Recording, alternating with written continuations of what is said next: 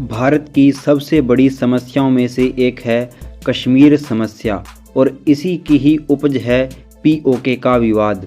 आज जानेंगे इसके पीछे की पूरी कहानी क्या है।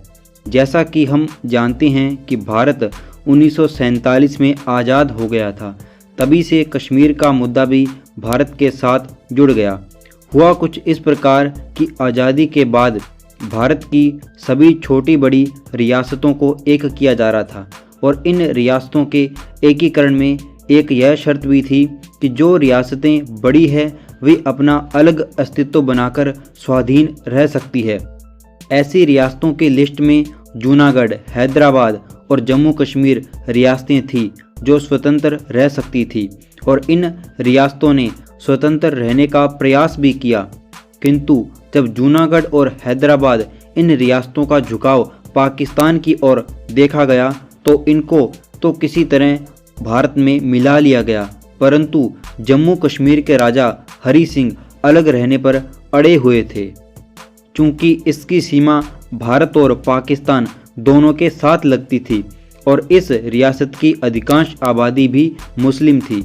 यहाँ के नेशनल कॉन्फ्रेंस के नेता शेख अब्दुल्ला भी कश्मीर का विलय भारत में चाहते थे, जबकि भारत ने चाहा कि जनमत संग्रह से इसका निर्णय ठीक रहेगा यदि कश्मीर की जनता भारत में आना चाहती है तो।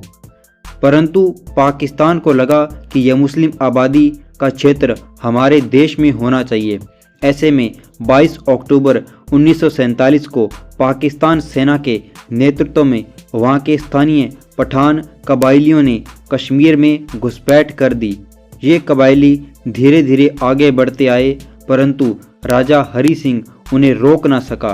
अंत में उसके पास एक ही विकल्प था कि अगर भारत से मदद चाहिए तो विलय पत्र पर हस्ताक्षर होने चाहिए। अतः 26 अक्टूबर 1947 को कश्मीर का विलय भारत में हो गया। तो फिर यह विवाद कश्मीर का पैदा कैसे हुआ और पीओके का क्या चक्कर है? आगे की कहानी कुछ इस प्रकार है कि भारत की सेना ने कबाइलियों को खदेड़ना शुरू किया, परंतु पीओके पर उनका कब्जा हो चुका था और भारत की सेनाएं आगे तो बढ़ रही थी, लेकिन तत्कालीन प्रधानमंत्री जवाहरलाल नेहरू ने माउंटबेटन की सलाह पर इस मुद्दे को संयुक्त राष्ट्र सुरक्षा परिषद में भेज दिया। संयुक्त राष्ट्र सुरक्षा परिषद ने युद्ध विराम करने को कहा और कहा कि अतिक्रमण क्षेत्रों को खाली किया जाए।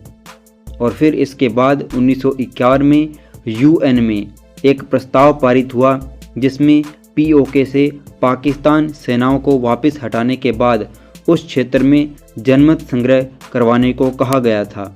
और आज तक पाकिस्तान पीओके से अपनी सेना और कब्जा हटा नहीं रहा और ना ही कश्मीर में जनमत संग्रह हो पा रहा है, जिस वजह से पाकिस्तान यह दावा करता है कि पूरा का पूरा कश्मीर हमारा है और भारत ने इस पर कब्जा कर रखा है और अपनी सेना पीओके से हटाना नहीं चाहता, क्योंकि सेना हटाने के बाद यहाँ पर जनमत संग्रह होगा तो पूरा कश्मीर पीओके सहित भारत को मिल जाएगा।